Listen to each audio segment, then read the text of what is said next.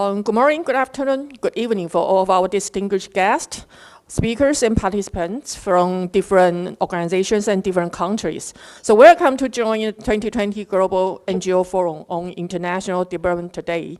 I'm Nina, I'm the Executive Director of Taiwan 8. So I'm also the moderator of the first session. So in this session, we are going to discuss a very important issue, which is the partnership between government and civil society. What's the challenges and how can we transform the challenges into the opportunities so that the government can work very closely with the civil society to make a better world. So in this session, we have 5 speakers from different organizations and countries will share their opinions. They are Mr. Ansomo from Korea. Ansomo, please. Hi. Yeah, and Dr. Cameron here from Australia. Yes. And we have Miss Jennifer from Philippines. And we also have Dr. Jyotsna from India. Yeah, okay. And last one, we have Nicolas from Canada. Yeah, so now it's very late in Canada. Anyway. Before we start this session, there is a little bit change for the presentation order. So Mr. Ansomo will go to the last speakers for the presentation. And I hope this is fine for all of our speakers. And I also would like to remind all of our speakers, so each of speakers, you have 50 minutes to deliver your talks. And Q&A will be after all of speakers finish their presentation. So I hope all of the speakers can control your time. Thank you. So the first speaker is Dr. Cameron, the Policy and Advocacy Advisor of Australian Council for International Development. He is going to present the adaptive advocacy and COVID-19 and Australian perspective. Dr. Cameron, please. Thank you, Nina, and thank you to the conference organizers and the other esteemed members of this panel. It's very nice to meet you online, and I hope you've all been keeping safe and well during this challenging time. My name is Cameron Hill, and I'm a Policy and Advocacy Advisor at the Australian Council for International Development. I'm based in Canberra, Australia, and for those of you who haven't been to our national capital, Canberra is about 3 hours southwest of Sydney. And before joining ACFID, I worked in the Australian government, in the Australian Parliament, and in the private sector. Before I start my presentation, I would like to acknowledge the Indigenous people of Australia. This is a very important part of Australia's reconciliation and healing process, which has been going on for several decades, but still has some way to go. So I'd like to acknowledge the Ngunnawal people, who are the traditional custodians of the land upon which I stand, and I'd like to pay my respects to their elders, past, present, and emerging. So perhaps we could go to the first slide of the presentation. So first of all, I'll just give you some background on the Australian Council for International Development. So ACFID is the peak body for Australian non-government organisations involved in international development and humanitarian action. Our vision is one of a world in which people are free from extreme poverty, injustice, and inequality, where the Earth's finite resources are managed sustainably. And our third vision is for a compassionate Australia that acts for a just and sustainable world. ACFID was founded in 1965. We have over 120 members working in about 86 developing countries and supported by about 1.5 million Australians. With our members and our partners, ACFID seeks to be an influential policy voice, a catalyst for change, and a standard bearer for practice in the international development and humanitarian world. You can see from the map, most of our members work in the Asia-Pacific region, but some do have a presence working in the Middle East and Africa. So in terms of how we work, our members bring experience, knowledge, and legitimacy that are essential for ACFID's success. It's our members that shape and carry forward our agenda. And this helps us have influence, a strong political voice, and potential to shape policy. It helps us be part of a wide and very broad network. It helps to shape the unity of our sector.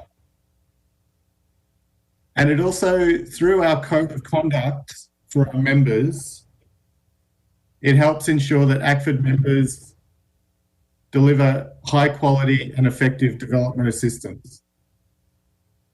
And that includes a voice for the beneficiaries, including under our code of conduct, a public complaints process. Next slide, please. So often in development practice, we talk about the importance of adaptive management.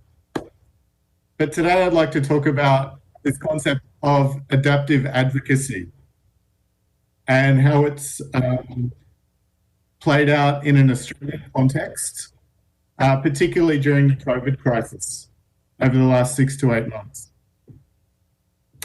So we know that in our region, COVID-19 has had a range of impacts.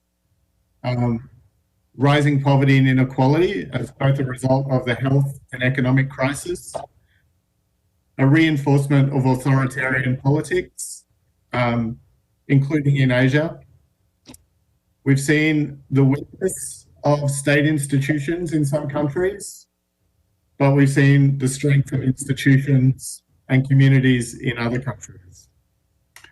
We've also seen changes in civil society and civic space. We've seen more localized responses as a result of COVID, and we've obviously seen the continued rise of digital civic space as an important mechanism for engaging communities. But as we all know, many of these trends were there before COVID, and COVID has simply accelerated.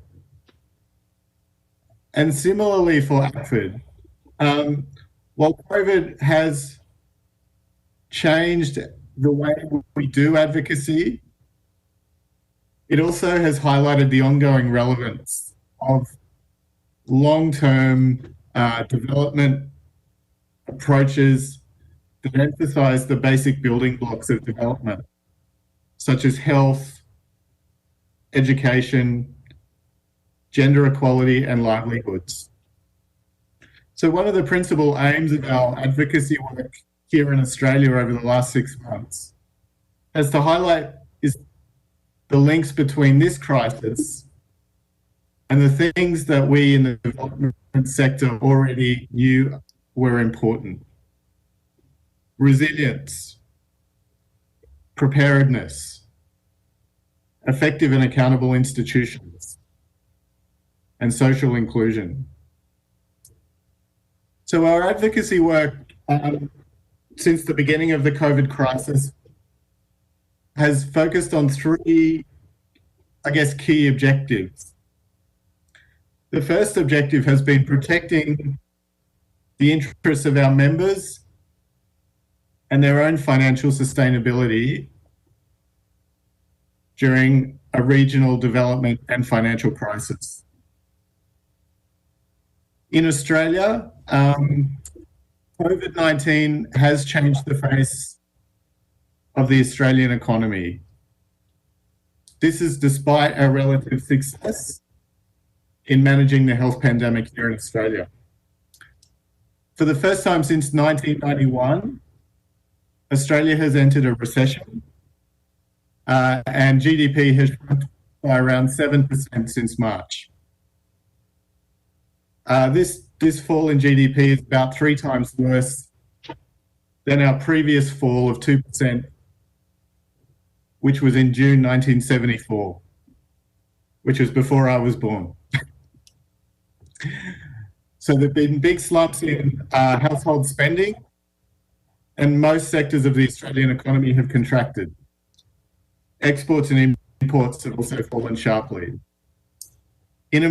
Unemployment has risen by about 3%, and there's continuing forecasts of widespread unemployment in Australia. Some of this unemployment has been masked by the wage subsidies that the Australian government has provided. So for our members and other charities in Australia are facing an intense financial pressure as a result of a drop in public donations and an inability to raise funds through traditional fundraising activities due to mobility restrictions and physical distancing requirements. So one study in Australia has modelled that a 20% fall in revenue for Australian charities and found that under these conditions, about 88% of Australian charities would be making an operating loss. 17% would be at high risk of closing their doors within 6 months. And more than 200,000 jobs could result in the non-government sector. So one of the first pieces of advocacy that ACFID had to undertake in March and April this year was to ensure that the international development not-for-profit sector would be eligible for the government's wage subsidy program, which in Australia, the subsidy program here is called JobKeeper. So we had to work very quickly with other elements of domestic civil society, including faith-based charity and other not-for-profits, to ensure that the wage subsidy would be extended to the non-government sector. And this required working with other parts of the Australian government, our Treasury and Finance Ministry, to ensure that not-for-profits that worked overseas were included in the scheme.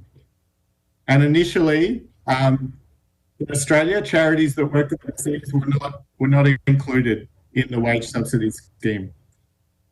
So this was quite an intensive period of advocacy as critical decisions were being made in a very short time frame. And this required us to mobilise our networks, our supporters, board members, very quickly. Protecting the interests of our members has also included working with the Department of Foreign Affairs and Trade here in Australia, which provides around 1/3 of our funding and that of our members' funding through its NGO programs. And as some of you may know, the funding for international development here in Australia has been going down successively for about the last 7 years. And Australian investment in ODA is now its lowest on record and is projected to fall further. So the pressures on this funding have increased with COVID. Significant parts of the Australian government's development cooperation program have been reprioritised to address COVID in the region, and we expect further redirection of ODA funds over the coming year. But ACFID has been successful in highlighting the value of NGOs to the Australian government's response, particularly the role of our local partners and networks, given the movement and mobility restrictions, and this has helped protect this funding. Indeed, NGOs have been one of the most prominent parts of the Australian government's regional response, and we expect this will continue because of our comparative advantages. But it's a very tight budget environment here. And given that budget, and the challenges to civil society, both here and in the region, we will need to keep demonstrating our relevance and effectiveness. The second major objective of our advocacy work over the last 6 months has been to advocate for a greater international and regional response to the development challenges of COVID by the Australian government. As we all know, COVID-19 threatens to reverse decades of poverty reduction gains, both in our region and globally. So part of ACFID's advocacy work here in Australia has been to highlight these impacts and call upon the Australian government to fund a larger international response. This has included a call on the Australian government to provide a one-off additional $2 billion increase in Australia's development assistance, focused on meeting the humanitarian, health and economic impacts of the crisis, with a focus on the Indo-Pacific region. As you can imagine, this is a very difficult environment in which to be making this call, because many of our politicians and officials and the wider public and media are focused on addressing the domestic health and economic crisis. So in order to mobilise wider public support, our advocacy work over the last 6 months has included helping build and run a very, very successful public advocacy campaign called End COVID for All, which has included hundreds of Australian organisations and prominent individuals in the development, health sector and faith-based communities.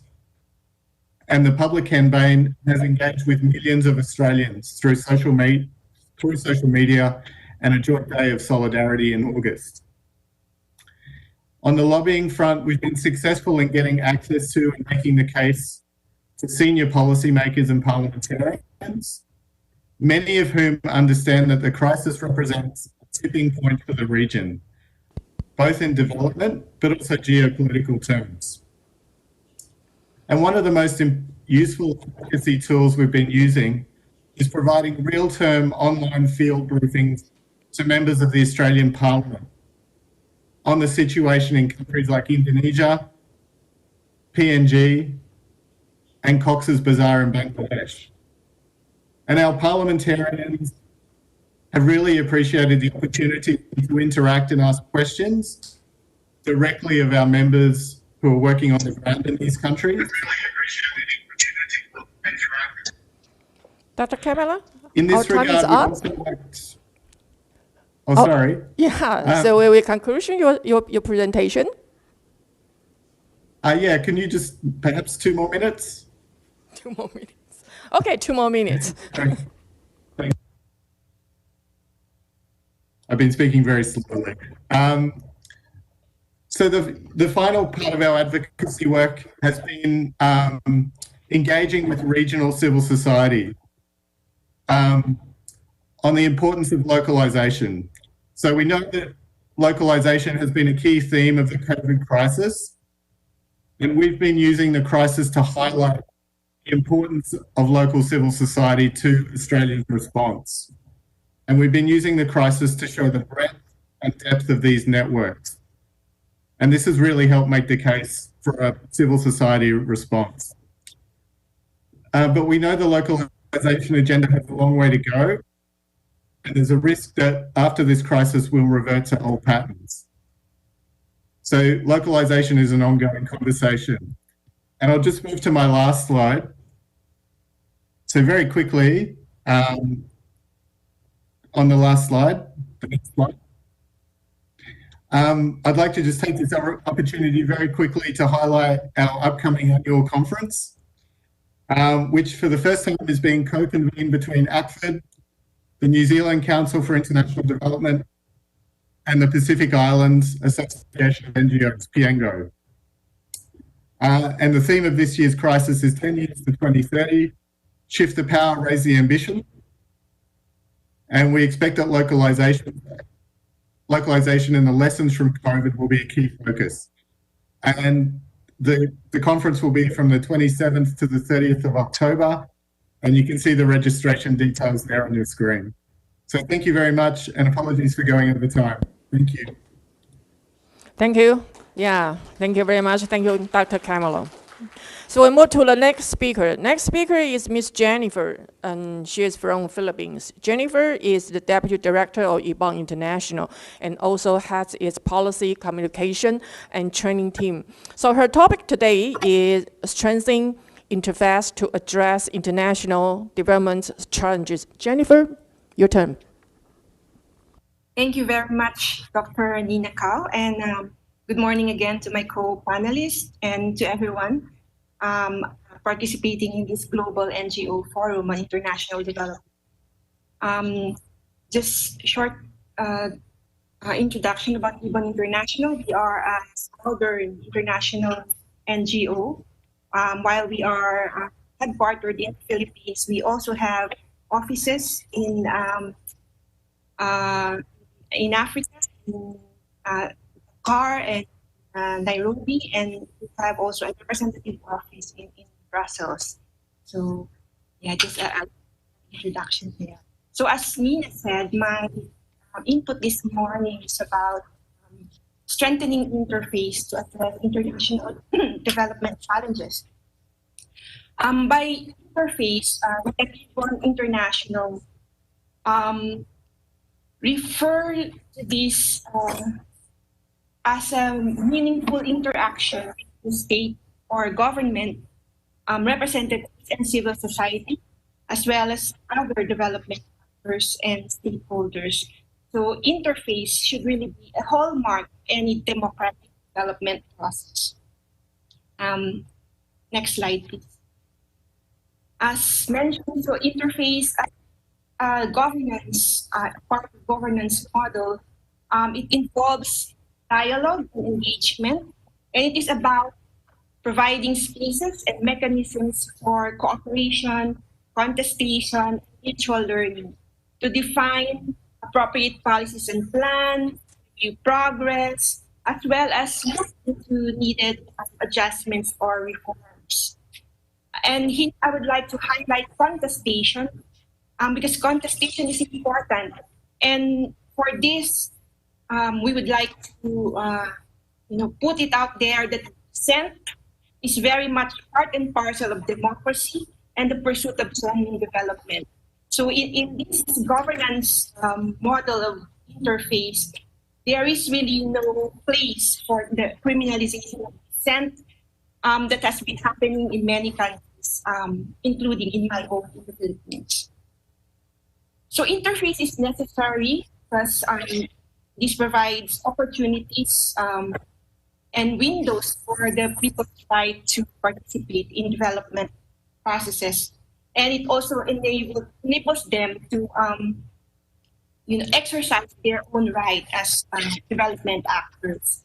And on the part of the government or the state, it affirms their role as duty bearers, especially on transparency and accountability to the rights holders. Next slide. But of course, as mentioned by the previous speaker, there are challenges that we are currently facing. And one of them is really crisis in democratic governance. And this is characterized by closing civic spaces that has been also mentioned by our speaker earlier, and also the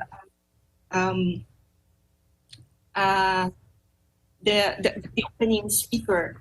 And in its closing spaces, we point out that, as I mentioned, there is really a growing trend of criminalizing dissent and even the CSOs themselves. So a number of examples are cited, such as Colombia, Philippines, Brazil, Honduras, and India, which, according to recent reports, are among the worst countries for workers and for land and environmental rights defenders. And these are based on evidence gathered by the monitoring of the International Confederation on the violation of workers' rights, And the Global Witness report documented the killings of land and environmental defenders. So accompanying these closing spaces and criminalization of dissent is, of course, the rise of authoritarianism in various parts of the world. So in my country, this is characterized by repression, extrajudicial killings, and impunity under the current Duterte administration, which have actually been documented in a report by the UN High Commissioner for Human Rights. And as we know, amid the pandemic, new waves of repression happened, and some cited examples are Kenya, China, of course, the Philippines, and where amid the economic crisis and the health crisis that we experience, people's actions calling for better health care, food, and socioeconomic support were repressed as well. Next slide, please. Now, another challenge is also what we call the corporatization of dissent. This is also referred to as the corporate capture of development, to highlight the undue, I underline that, the undue dominance of profit interest in the development agenda. Private entity market power dominate development policies and processes, and in the process sidelines civil society. And amid economic crisis and growing constraints on economic rights, we see interest and welfare of communities, the informal sector, and the small private sectors, such as micro, small, and medium enterprises, are also sidelined. We do acknowledge that there should be a nuanced view of the private sector. That's why we, underscore corporatization, putting the burden on corporations who have been violating people's rights. While, of course, recognize this nuanced view, we should have clarity on protecting and serving people's interests, and at all times, between profit and people's interests, we should definitely know where we stand. So the entrenched roles for giant firms, despite the worst unemployment, poverty, and inequalities that have already been mentioned earlier. These also underline that there are development risks, even in a post-pandemic so-called new normal. If it continues to be corporate-driven, the risk of once again prioritizing the corporate bailouts, sidelining issues that have already been exposed by the pandemic, such as health systems weakened by decades of privatization, the multiple burdens of women, and gender impacts of the economic crisis and pandemic. And all of these point to the need for a transformed and better normal. Next slide. And so, these challenges are, of course, windows of opportunity. And the multiple crises have, while it laid bare the limits of the political and economic paradigms that exist today, it also gives us an opportunity to look into significant shifts, both in politics and in economy. So the question is, are we going to allow the new normal to be again dictated by profit interests that have undermined the welfare of both the people and the planet? So, and I pose the challenge to every one of us here. So stark political and economic inequalities today highlight really the need to expand people's substantive participation and ownership as part of the solutions to these structural problems. And this is really where interface, interaction in a meaningful way between development actors, the government, civil society, and other stakeholders are really important. Next slide, please. So speaking of interface possibilities, interface, of course, should happen at all levels of governance. So at the level of, at the local level, the national, sub-national levels, national agencies with sectoral and community-based organizations should be, undertaking dialogue and conversing about development and issues affecting the country. And interface can be initiated either by people's organizations and CSOs, or of course the government representatives or national or local authorities themselves. And at the international level, I cite here two examples where interface happens. One is within the framework of dialogue with the Development Assistance Committee of the OECD and CSO. And this is facilitated with the DAC CSO reference group, which is the only CSO platform with the objective of being an interlocutor between the DAC and CSO, and which facilitates also the exchange of information between them.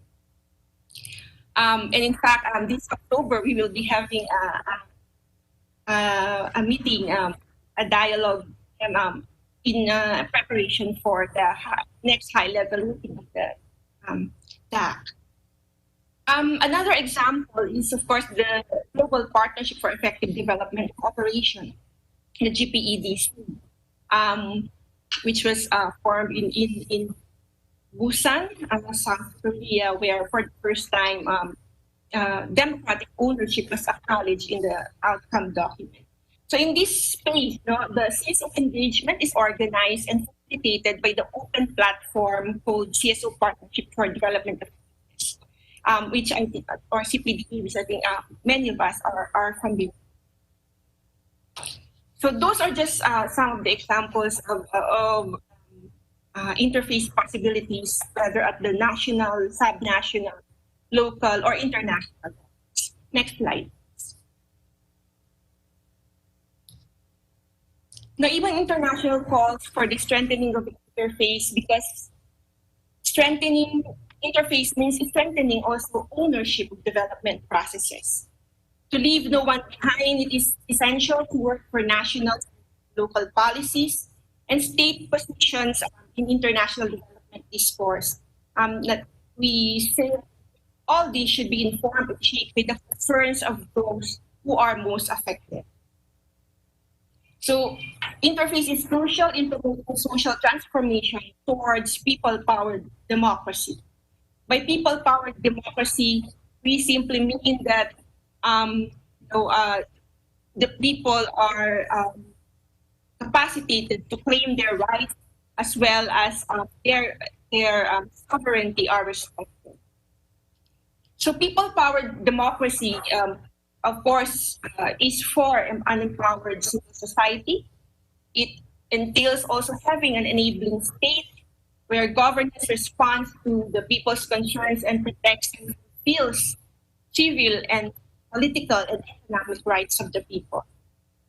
And of course, people-powered democracy is also about economic democracy, where people have access, control, and benefit from the wealth of the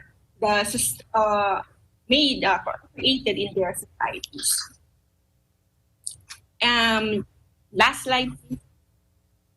And so, amid all the challenges and the opportunities that I have discussed with you, in the end, we say that in this new normal, what we really need is greater solidarity among our peoples. We need solidarity to actualize commitments in development cooperation and partnerships. Of course, towards strengthening the voices of CSOs and people's organizations in national and international practices. Because we do call for everyone to promote the essence of development, cooperation, and partnerships as being people-powered and advanced international. Thank you. Thank you, Jennifer. Thank you. Yes. So next we'll move to India. So the third speaker is Dr.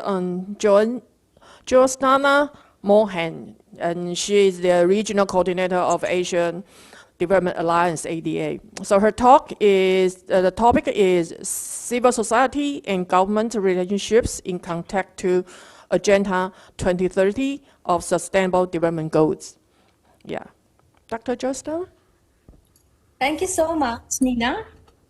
Good morning, good afternoon, good evening to all of you, whichever part of the world you are in. My name is Jyotsna, and I'm the regional coordinator for Asia Development Alliance. Asia Development Alliance is a network, a regional platform for Asian national coalitions, and we have about 20 countries as a member and about 30 national coalitions. Also part of ADA. We work primarily on sustainable development, using it as a tool to voice up our opinion, and we believe a lot of partnership, solidarity with the various stakeholders, and apart from working with our members, we also work with our various partners across the globe. So thank you so much for having me for this very important forum. And I will be discussing the CSO government engagement, in the total Agenda 2030 perspective. So there has been a lot of discussion about how the engagement process should be, and this Agenda 2030 of the Sustainable Development Goal also talks a lot about multi-stakeholder partnership, or we hear commonly used term called, triangular engagement. So government, CSOs, and the private sector are three very important pillars of the engagement and SDGs implementation, monitoring, and mechanism process. So I would like to present the views from the civil society and our experiences basically in Asia in last 2 years. Next slide, please. So as we know that, this is 2020, so we completed our 5 years of SDGs implementation. 15 September, they started in 2015. Formally, they started. SDGs have become a very important framework to address issues of poverty, eradication, efforts, and development policies are also structured at the global level. And they were also talked about, considered about there would be a good game changer in terms of increasing awareness among everyone, among policymakers, among communities, governments, private sector, and other stakeholders, and also galvanizing support apart from, framing the broader debate around poverty reduction. They also have been very, very valuable in contexts where they provide the only available entry point for discussion of contentious issues. So what are these issues? There are some issues which we have been overlooking it, or the governments are not paying much attention to it. So I'll come to those points later. So basically the SDGs, but the whole SDGs, someone needs to implement it, and they cannot be implemented by themselves. And here the governments and the corporate sector, they also cannot be expected to suddenly reverse course of issues of major importance to these unless the assumptions surrounding empowerment and partnerships are taken seriously. Mind it, empowerment and partnership. So are we really into the partnership thing? Next slide. So, I would also like to highlight some things like SDGs repeatedly use the terms related to transformation, empowerment, collaborations, and inclusion. We feel that after all these years, sometimes we feel that are these really illusory concepts? Do they really exist? Because despite 20 mentions of human rights in the text of SDGs, there is not a single reference to any specific civil and political rights. And human rights in general remains marginal and often invisible in the overall SDGs context. Next slide. And today, what do we see? We are not in track in achieving the Agenda 2030 of SDGs. SDGs of Agenda 2030, because SDG is a part of whole Agenda 2030. If I talk about Asia, I'm also mentioning sometimes Pacific because we work very closely with our CSO mechanism called APRSEP. So we often get into the Pacific as well. So we see that despite progress on some goals, like goal 4, which is education, some goals are stagnant and some are even regressing, like goal 12, 13, and 13 is also, climate justice. And then we also have goal 16, which talks about inclusion, justice, transparency, governance, inclusive institutions. All these important aspects are somewhere left behind. We know Asia is a home to the fastest growing economies. The region also has millions of poor and undernourished people, and multi-dimensional crises being lived by the people, which is characterized by public health crises, especially during the time of COVID-19 pandemic, and there has been severe wealth inequality, environment and climatic crisis, as well as the crisis of democratic rights and good governance. The pandemic also has further exposed how the neoliberal capitalism has failed to protect people's rights and to deliver people's needs, including access to quality public health care and universal social protection. Next, please. So the situation in Asia is basically we see inequality. There is income inequality, there is wealth inequality, there is inequality in education. The very small thing, I would just give example that other day I was talking, my daughter is studying in a very good school, and we also have a help. And my daughter was writing her half-yearly exams online, and I asked my help. So you also have your granddaughter, the same age of my daughter. So what is she doing? And she said, no, ma'am, she's not going to any school. 1 year is completely wasted. And I was shocked because she was very close to where I live. So I would just give a small example how this educational inequality for the better off, it's easy to access education, the online education, but for the worse off, they cannot, for them, 1 year is wasted or until the COVID pandemic is here. So I would just give, this is how Asia, there are many parts of Asia, especially in Southeast and South Asia, we see a lot of, there's such inequality. Apart from that, there is inequality with water and sanitation, health crises, sexual and reproductive health. There are many other social services which the better off has better access. And this is also coupled with the increasing privatization and marketization of education, health, other social services across the region. Then there's social inequality as the discriminating against the poor, widen gender disparity, and marginalization of vulnerable groups undermine the public system. Next slide, please. And there is some progress in ending poverty. A significant number of world's extreme poor are still living in South Asia, which means the progress we are making is very insufficient. And current global and national economic models are rigged against women and marginalized groups that we see here. And over 60% of Asia Pacific people will lack access to social protection. So what we need from the government, we need a lifelong social security guarantee for all people, including healthcare and income inequality, income security, and gender disparity in education continues to persist within countries and across countries. This disparity is very, very prevalent in Southern Asian countries.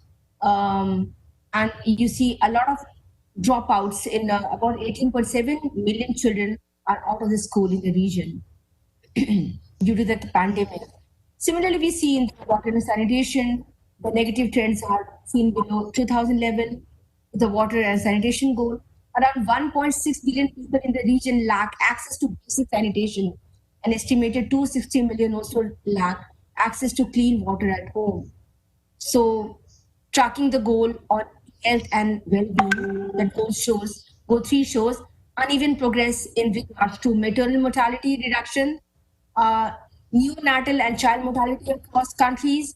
Many more of the region are lacking access to affordable healthcare. Estimates indicate that over 4 in 10 people in the region have no access to health care, posing great danger to achievement of universal health care. Next slide, please. We see more slides of health. I would like to go a bit faster with the next slide I wanted to say. So this is all about health, how government needs to ensure universal access to health coverage. In gender, as we have seen that Asia, especially South Asia, is home to a lot of gender inequality. So government needs to ensure the full realization of women's human rights, revoke all gender discriminatory legislation, policies and practices that contribute to gender inequality, and end harmful practices including child, early and forced marriage, female genital mutilation, and honor killing, which is very, very sadly, which is very much part of, again, South Asia. In finance and trade, government needs to ensure clear financing strategies. Financial resources needs to be achieved. I mean, we really need a lot of money to achieve SDGs. So there is not such clear concept about this. There are some policies. They also have offered the indigenous families wherein they have resulted in migration of tribal farmers for their homeland, affecting their livelihoods and aggravating the vulnerable conditions of women and children. Environment, we know again the issues of environment. Governments of GEC must address human well-being, because human well-being is one of the entry points that we discussed this year when we were reporting to the SDGs. There were 6 entry points, and human well-being is one entry point, which is cross sectoral, include goal 1, 2, 4, 13, 12, 11, 16, and many more goals. So that is human well-being. So government needs to address all these intersectoral goals. Environment injustice and gender inequality by empowering people and social movement on environmental public goods. Government should create space for people's participation to improve their understanding on science, policy, society, cooperation to achieve SDGs.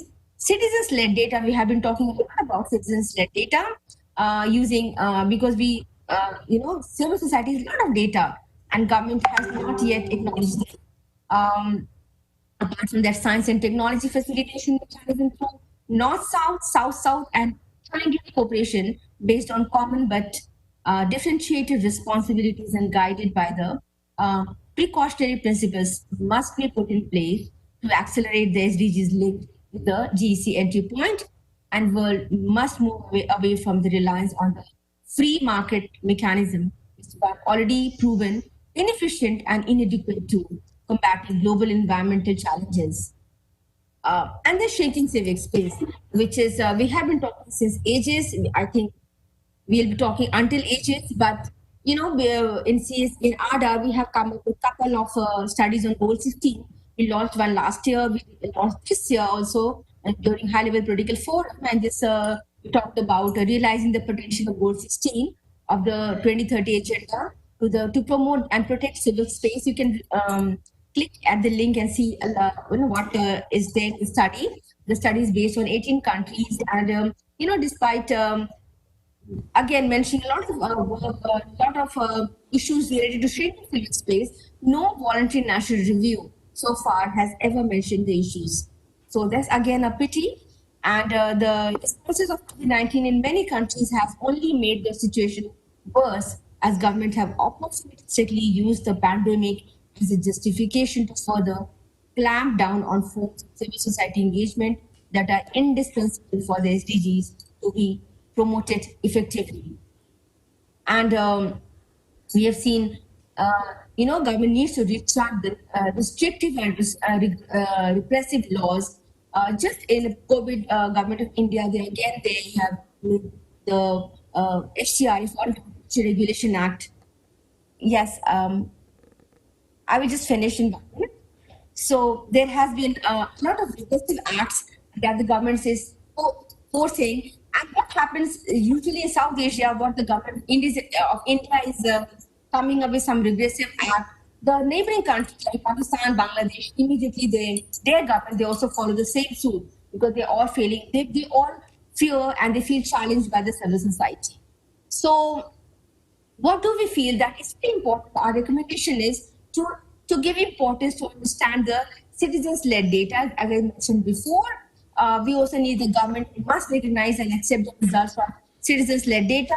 This could be done by using both qualitative information and quantitative that the civil society is being doing. Bottom-up approach, our previous speaker also talked about the localizing SDGs, VLR called voluntary local reviews. Some of the ways where the local government, the local people, they can come up and they can work, can engage with the government and the local authorities, and that's how the localizing of SDGs is very important. Dr. Jyotsna, your time is up. Okay, so yeah, please conclude your presentation. Okay, so just last one. The people of Asia, we have the answers to how to accelerate transformation towards sustainable development. All over the region, grassroots communities are coming up with solutions. For example, on how to assert their rights to land and other resources. Indigenous people, they know how to they have shown us the way to manage an equitable shared resources. Workers and small enterprises have initiated on sharing caring enterprises. Government's action and protection of people's rights are key if these solutions are to contribute to the acceleration towards sustainable development within this decade. Thank you so much. Thank you very much. Thank you. Yeah. So our next speaker is Nicolas Moyer. Yeah. Now it's very late in Canada. So Nicolas is the CEO of Canadian Council for International Cooperation, CCIC. But as I know now, they changed the new name. The name is Cooperation Canada. So he is going to share the experience of Canadian civil society, especially the international development sectors, in building the effective relationship with the Federation of Governments of Canada and supporting of the civil society activities. Nicolas, please.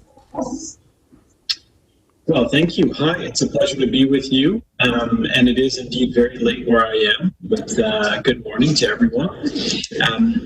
I really want to thank you for having me. And before I get started, as I heard Cameron do earlier, I do want to recognize that I'm joining you from the unceded territory of the Algonquin and Anishinaabe peoples. They're the original peoples who inhabited the land where I am in the city of Ottawa in Canada before it was colonized by European settlers, and they still inhabit and steward this land. And it's something we keep in mind. This colonial history is so important to how we view the world today. The theme of our panel is to address opportunities and challenges of partnership between civil society and government. It's a huge topic. It's one that merits great attention, and I'm certainly glad to participate today. I think that forum participants don't need to spend much more time talking yet about the importance of civil society and NGOs, civil society organizations and NGOs. We know it already. In fact, the consensus statement that has been shared with the forum is really a great outline. And I want to congratulate forum organizers for this statement. Because forum organizers requested it of me, I'll enter this topic of opportunities and challenges in civil society and partnership with government by talking a little bit about Cooperation Canada. In Canada, we did change our name just a few days ago, but also in our experience with partnering with the Canadian government. And Others have talked about interface. I heard Jennifer talking about the SDGs from Jyotsna. Cameron gave us a good example of a campaign. I'm going to talk a little bit more about the how of effective government and CSO partnership. I'll start by just briefly saying about Cooperation Canada that we have a 52-year history with the National Association of International Development and Humanitarian Organizations.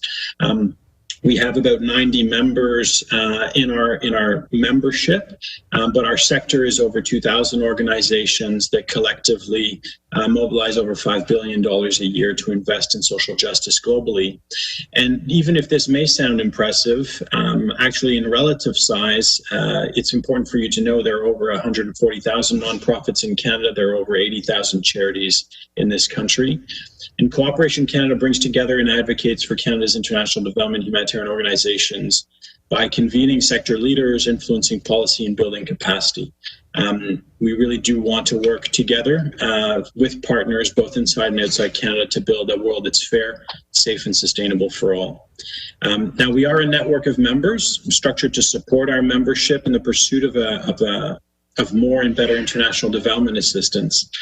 We do this really through four main means. And so convening is a critical piece of what we do through conferences and events, meetings, and so on. Secondly, we work extensively in research and analysis, which supports our sector at a broad level across particularly issues that they would not cover individually. We have a very diverse membership, large and small, every thematic from food security to gender equality to health and many other topics.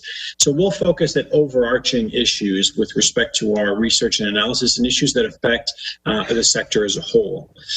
Thirdly, we focus extensively on engaging with government. It's really one of our core mandates. And then fourthly, we'll provide capacity building services and support for many of our members, particularly the smaller and medium ones. And so I do want to give a couple of examples of policy successes we have had. And I think there have been many in a 52-year history, but some are really significant because they've been about enshrining how it is that we work with government. And probably most significant is something that we call the ODA, so Official Development Assistance Accountability Act. And this is legislation passed by the federal government in Canada a little over 10 years ago that requires official development assistance to serve to alleviate poverty and to include the interests and considerations of the people that are directly targeted by ODA. And it's been a really pivotal legislation for us to engage with government. More recently, the present federal government brought in place, after 2 years of consultation with civil society and our membership in particular, a feminist international development policy. And this is really a policy framework that really enshrines a focus of our international assistance on women and girls and addressing gender equality. It's actually been an extraordinary outcome of a 2-year process of engagement, consultation, and influence by our stakeholders with government. There are many other examples. We've worked to advocate effectively on a number of things, including enshrining government approaches to defending human rights defenders around the world and adapting its foreign affairs infrastructure to support human rights defenders. We've advocated for increased funding. We've advocated for Canada to sign on to global agreements, whether we're talking about the UN Declaration for the Rights of Indigenous Peoples, the arms trade treaties or others. I will say we have not always been successful. Advocacy is an ongoing challenge. There's many places where we would like to do better. We'd like to push our government to do more on localization, overall spending on ODA. But I do want to actually take a moment to talk specifically about one thing. And in the last 5 years, working with government, at a macro level, really what we seek to do, because as you know, and it's this topic of this whole conference, is that actually the relationship between civil society and government is a complicated one. There are so many pressures on that relationship. And depending on how governments evolve, the relationship can get frayed very quickly with civil society. And we certainly have lived that in Canada in the past. And so we really do have an approach overall, over many years, of very much entrenching commitments to collaboration in both legislation, in policy, in funding by government, and in practice. And there's really one thing we worked incredibly hard on, and that was developing something called, by Global Affairs Canada, which is our foreign affairs, something called the Cso Partnership Policy. The Cso Partnership Policy has 5 guiding principles. These are Canada's Feminist International Assistance Policy. They are the 2030 Agenda for the SDGs. They are Canada's Official Development Assistance Accountability Act, which I referenced earlier. They are international human rights commitments, and they are the Istanbul Principles for CSO Development Effectiveness. Now, there are 9 objectives within that CSO partnership. It's a very elaborate policy. I invite you to go in and actually look it up. You could just Google it and find it. I'm happy to share the link. It also has 9 objectives. So those objectives are to empower women and girls, and it's in line with the Feminist International Assistance Policy, to facilitate a safe and enabling environment for civil society, protecting human life and dignity, fostering CSO leadership and innovation, integrating the role of CSOs as independent actors into international development assistance programming, and more. But really what is significant about this policy is it was developed in collaboration with civil society, and we have now developed action plans for each of the 9 objectives. And so we have shared tables, actually very much in the interface kind of language that Jennifer was talking about earlier, that actually where we have joint tables between civil society actors and government actors that actually have set action plans for each of those 9 objectives, and now have an ongoing process, which we're just beginning now, of regular tracking year over year. We have obviously had to advocate for issues large and small with government, and some of those are quite tactical. You can imagine that in grants and contributions, there are lots of things that can be points of friction in our relationships with government. And so we've really advocated for solution finding in ways that are collaborative. We have lobbied government essentially to create solutions teams with civil society actors to work out solutions to problems, propose those up to decision makers so that they can be actioned. Now, we've had a lot of successes, and I must say I think we're very privileged in Canada with respect to the space for civil society, but it has not always been that way, and we've had very difficult periods in our history. And those remind us of the importance of investing in the many layers of collaborative work with government.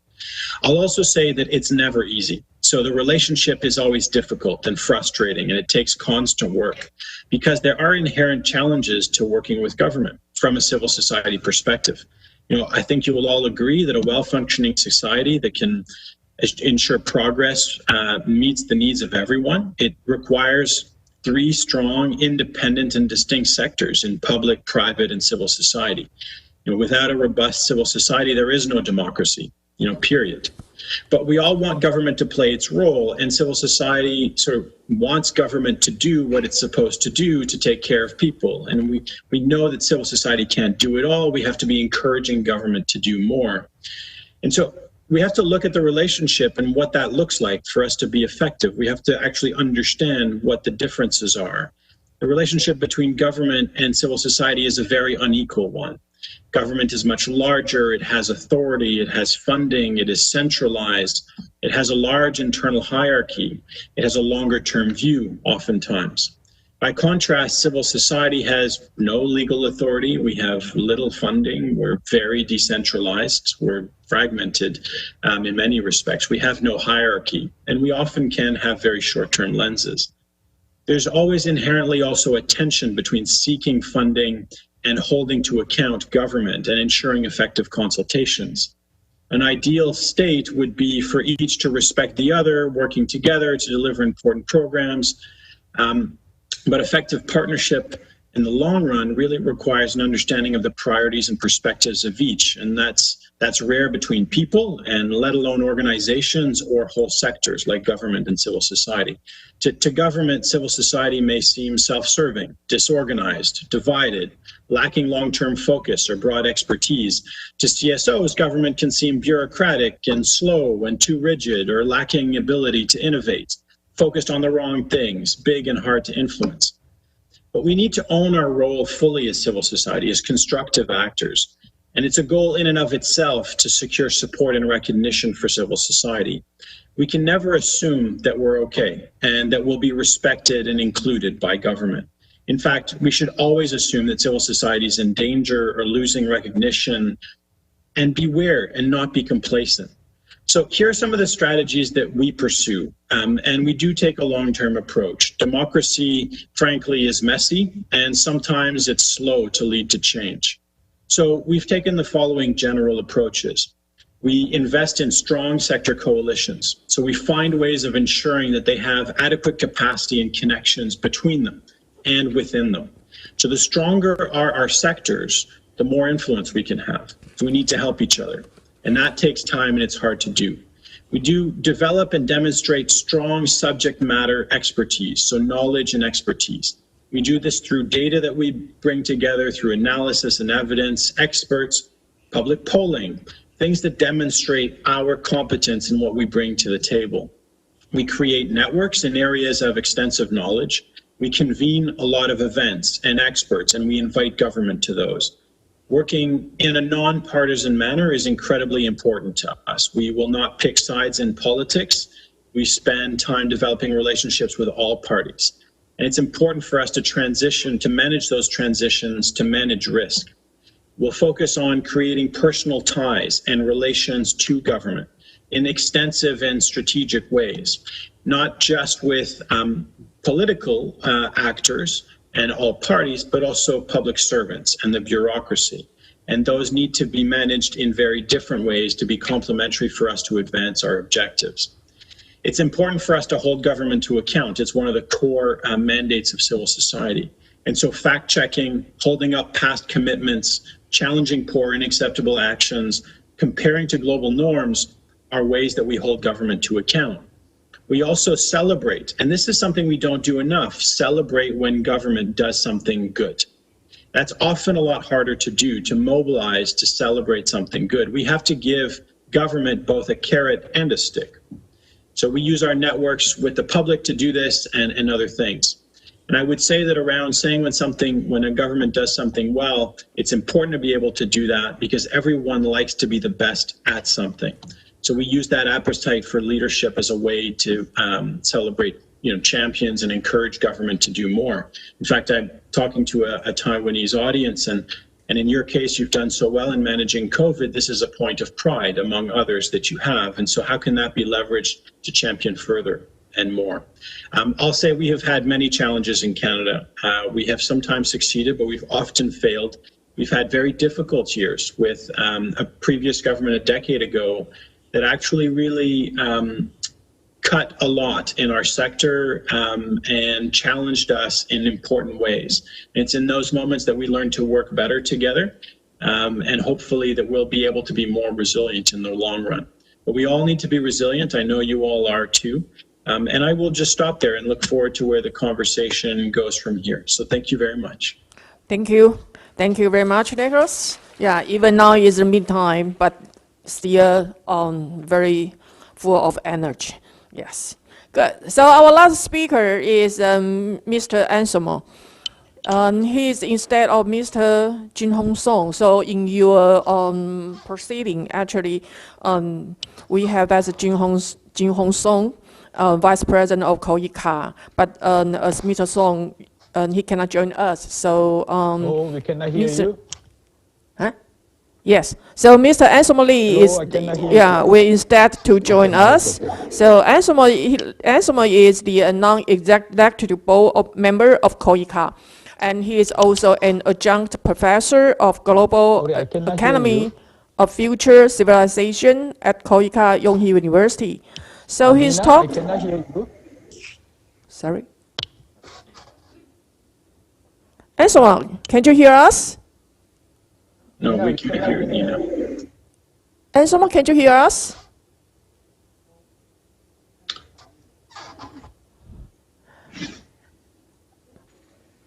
And someone, can you hear us?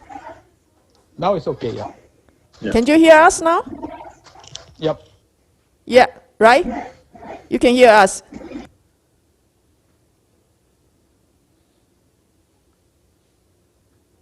Are you okay? Yes, can hear you now.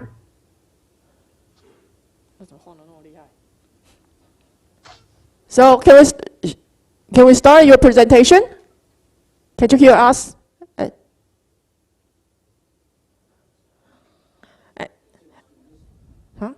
Yes, can I speak now? Yes, so your talk is government, civil society, partnership in response to COVID-19. So please. Okay, good morning, good afternoon, and good evening. My name is Anselmo Lee. I'm here to speak on behalf of KOICA, Korea International Cooperation Agency. I think I attended one of your conference several years ago. That time I was representing CSO, but here today I'm representing government agency, even though it's KOICA. I'm going to present to you briefly about what has been prepared by KOICA, and then at the end I will share my own observations on the topics. I'm here as a non-executive board member of KOICA, which means I'm not full-time. I was appointed as like an external member representing the sector partners because I have been involved in the civil society and also a bit of academic as well. In fact, I'm very happy to join this panel because I see some of my old friends, Jyotsna from ADA, because I was one of the founding members of ADA, and also Jennifer from IBON. We have been working together on Busan partnership, which she mentioned during her presentation. Okay, now get into the PowerPoint. Briefly about KOICA, I'm sure you know very well about JICA, Japan International Cooperation Agency. So like JICA, KOICA is a government agency. And unlike other countries, we have two types of international cooperation. One is a loan, the other one is aid, grant. So KOICA is in charge of the grant. Total budget for grant is about, soon, I think next year we reach 10 billion US dollar. Total amount of the ODA is about slightly less than 3 billion. Out of 3 billion, about 60% grant, and also 3% of the grant will go through and to CSO, But as you may know, the OECD DAC, Development Assistance Committee, average is about 18 points. So Korea is much lower than international standard. And also, generally, as you know, the UN recommendation is 0.7 of ODA per GNI. Korea reached now 0.15, and this is one of the lowest among the OECD DAC member countries. But Korea has increased the ODA rapidly over last 10 years. So now Korea is Korea increase of ODA is one of the highest over last 10 years. And very interesting, Nicolas said, sometimes we need to celebrate when government is doing something good. I think this is a case of South Korea because I'm a little bit not embarrassing, but I'm not used to celebrate or praise the Korean government because when I was CSO, I used to criticize a lot, of course, constructive manner. But this time, in the face of COVID-19, as you know, many government has been shrinking their budget, reducing their ODA budget. But Korean government decided to maintain, even increase the ODA budget because although we are facing a lot of challenges domestically, because there are people in developing countries, they are facing even severe challenges, more difficult situations. So in the spirit of international solidarity, government decided to maintain the budget. I think this is a good sign of the spirit of international cooperation. Of course, CSO has been demanding and also campaigning to maintain the ODA to support developing countries. Okay, can you show the next slide?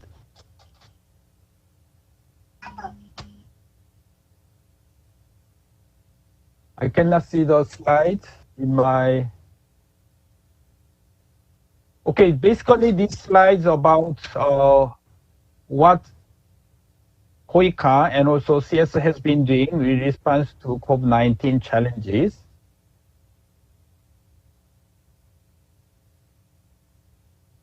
Okay, so you can see the content. The next, please. I just want to show, since time is very short, I don't want to explain every slide, just show around. I mentioned briefly, okay, this is how KOICA understand COVID-19 in terms of SDG, starting from the health, goal 3, but now goal 16 and goal 17 all are related to COVID-19. So KOICA has been developing very comprehensive action plan, not only goal 3, the health, but also the governance and also the partnership as well. Next, please.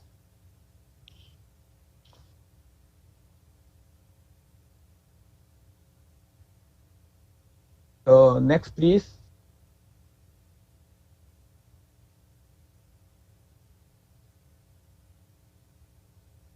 It's very slow, I'm sorry.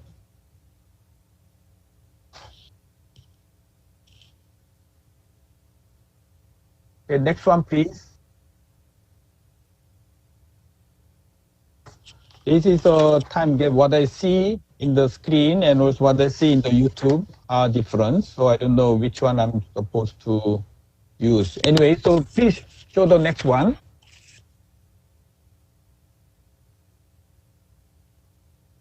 So this is how KOICA understand the impact of COVID on human rights and civic space. As you know, KOICA has been working and developing program around SDG 16.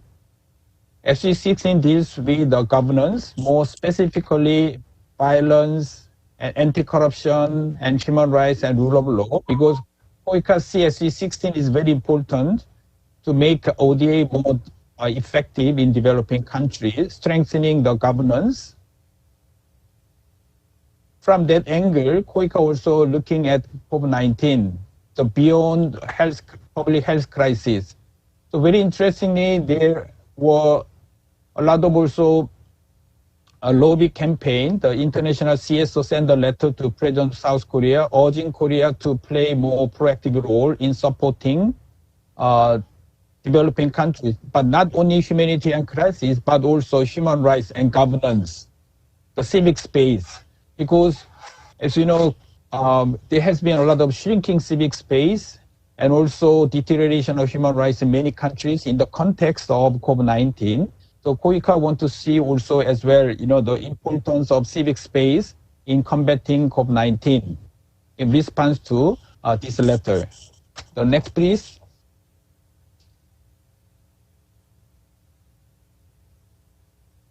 So KOICA program is in the name of ABC. ABC means Agenda for Building Resilience Against COVID-19 through Development Cooperation and Save Life, Save a Livelihood. So it's beyond the health, because many countries, they are suffering from the impact of COVID-19. It's not only health, but also jobs and livelihood. So in the process of recovery, KOICA trying to support beyond the humanitarian assistance, so long-term recovery effort to restore the livelihood through the SDG and human rights framework. So KOICA has developed the STOP principles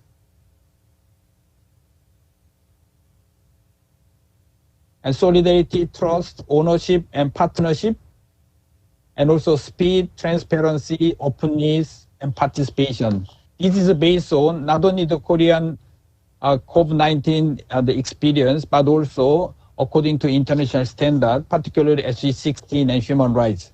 So according to this principle, KOICA has developed various specific project and program in the name of ABC. But very interestingly here, KOICA created a special fund on COVID-19 through and to CSOs, about $7 million US, through which directly supporting local CSOs in many developing countries. This is a very clear case of government civil society partnership.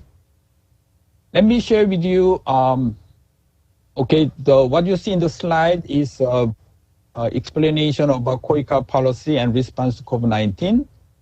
Can you see the next one? I want to show the Korean government CSO policy framework, because Nicolas from Corporation Canada mentioned about policy framework.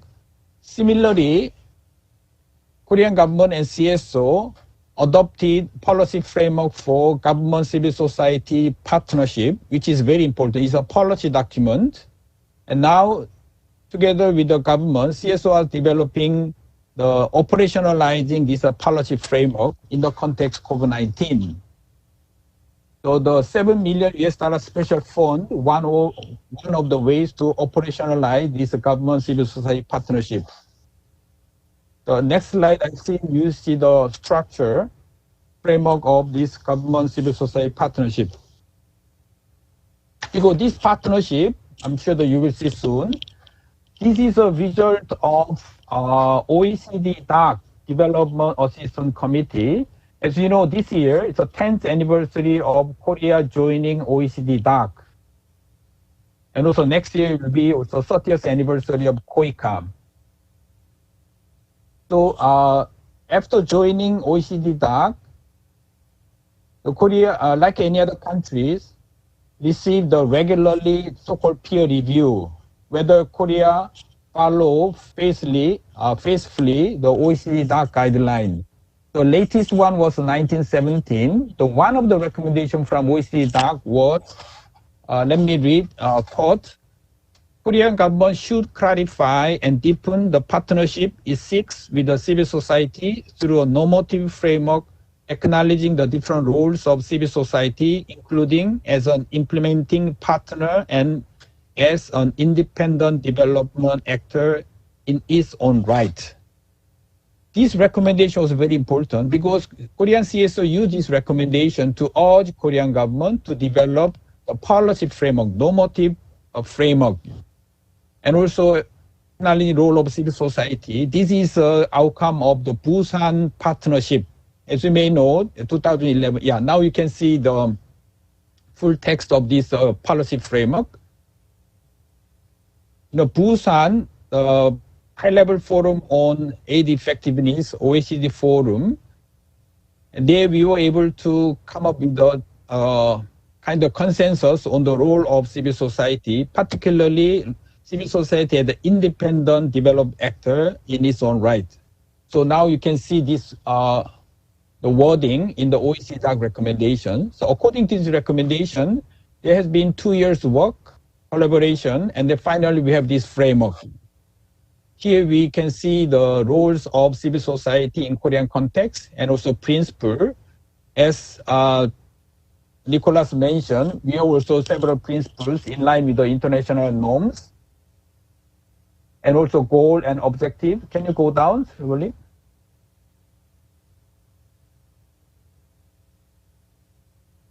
And also in the commitment, develop effectiveness was mentioned as one of the objectives. Here, the implementation measures, I want to highlight A4, operate with the civil society in developing countries. In other words, localization, as mentioned by the many previous speakers. How to empower local civil society. I think this is one of the most important challenges and also missions that we need to do together. Especially here, we have a panelist from Australia and also from Canada. How to support human rights defenders and develop practitioners working in the very difficult situation like the Philippines, these days in Pakistan and India. So I think this is our common challenges. At the same time, objective we need to achieve together. And lastly, I want to mention about my own observation about government civil society partnership. I think this very much depend on democratization in many countries, especially the developing countries. Unfortunately, the ODA has been, of course, very useful for poverty eradication, but not necessarily for democratization. So this is a very important issue because effectiveness of ODA very much related to the democratization process in developing countries. But as Nicolas said also, democracy is not only for developing countries, for every country, including Korea. So we have democracy up and down, and sometimes we have a conservative government and then liberal government. And so that's why, from our own experience, it's important to establish the more stable policy framework, less influenced by the change of government. In that sense, this policy framework is very important because now we have a more stable policy framework.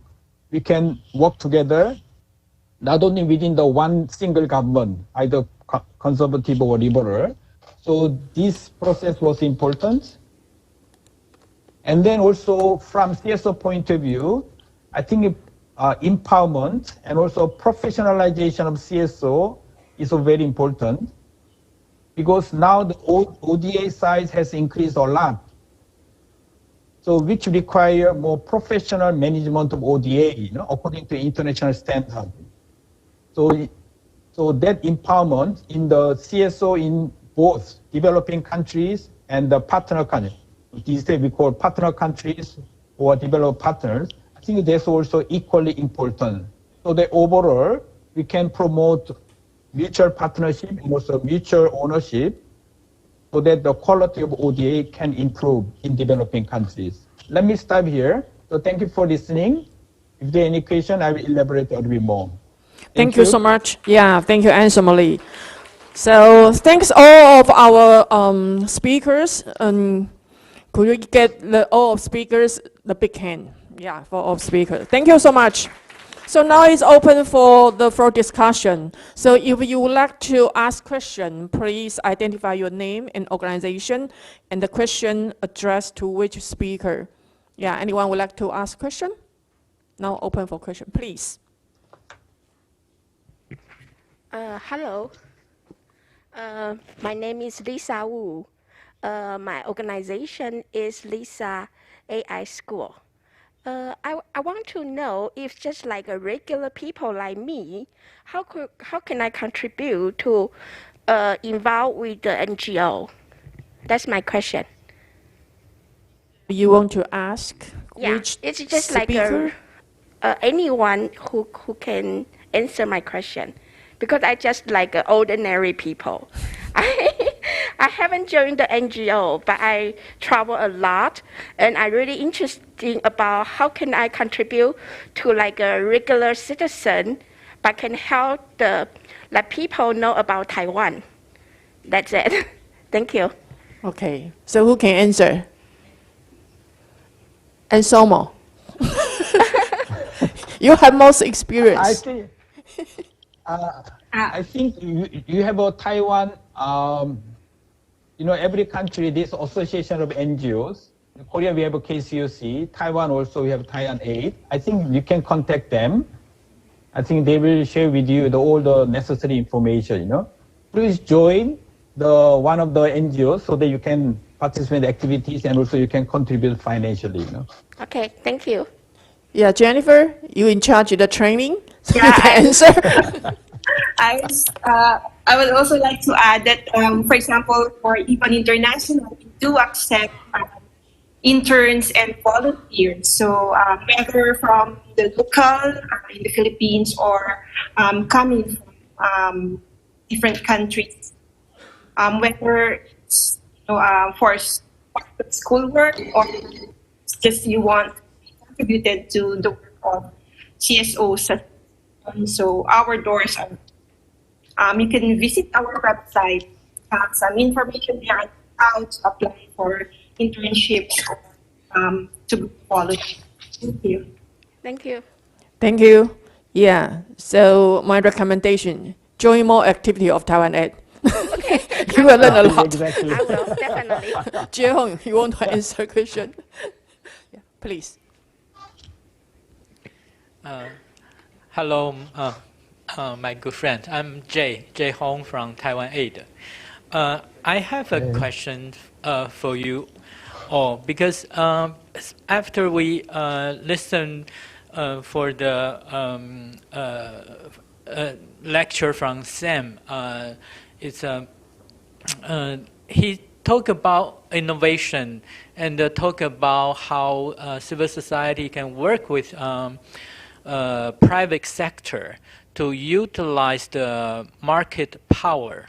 But in the same time, we hear lots of presentation about beware about the market power. It's become a corporate-driven process. Then maybe the civil society will lose their position. So what's the fine line between those two? What's the most important or the crucial boundary you see in that? Because we need, or we live with the market, but we need that in a way we don't want to be hurt by it. So how do you say about it? Okay, our speaker would like to answer question. Okay, for Nicolas, can you answer that? Give some comment. Yeah, well, I'm happy to jump in. Thank you, Jay, for your question, and I'm sure everyone has an opinion about it. I think that there is a lot of potential in working with the private sector. However, as civil society actors, I think that our first responsibility is to be advancing the principles that we uphold. And you ask, what is the line? I think the line is where you think that you're still making positive progress. And I think that's not always obvious. Because working with the private sector really requires an alignment of vision and intent. And it is important to be sure that that vision and intent is there. I think that in all collaboration, in all partnership, this would be true even with another organization in civil society. You would be seeking to validate that you have the same views or that you are working towards the same objectives. That's even more important with the private sector, where you know that there is a for-profit objective. And so, I think civil society always has to ask itself the questions of, is that work positive for the vision that you're pursuing or not? And then there's the risk management considerations. Is that the best place to put energy or not? Is there a brand risk for your organization or not to be associated with another private sector organization that may not be contributing to your vision? I don't think there's a single answer. I think every partnership is different, and that's what I would say. Thank you. How about Dr. Cameron? Any of comments?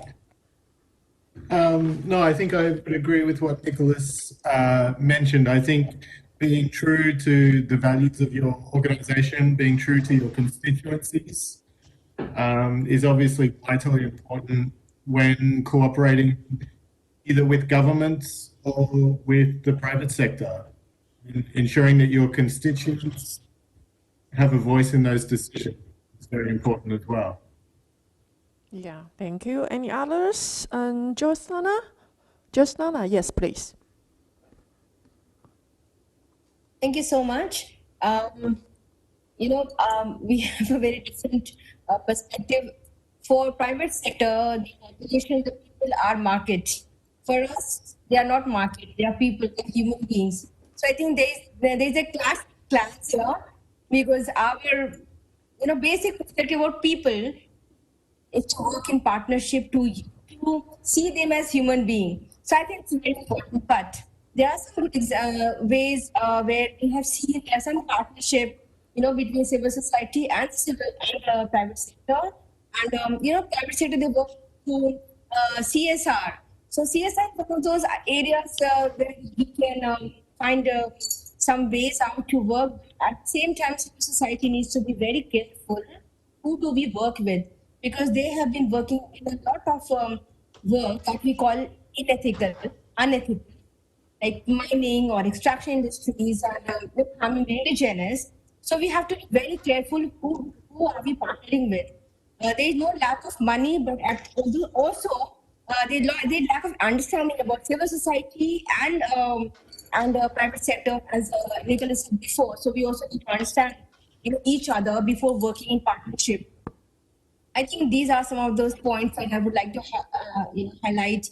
There have been partnerships happening at the local level, but with the increasing shrinking civil space, it's important for us to both sides to look at better options and to work in partnership, but looking at each other's background.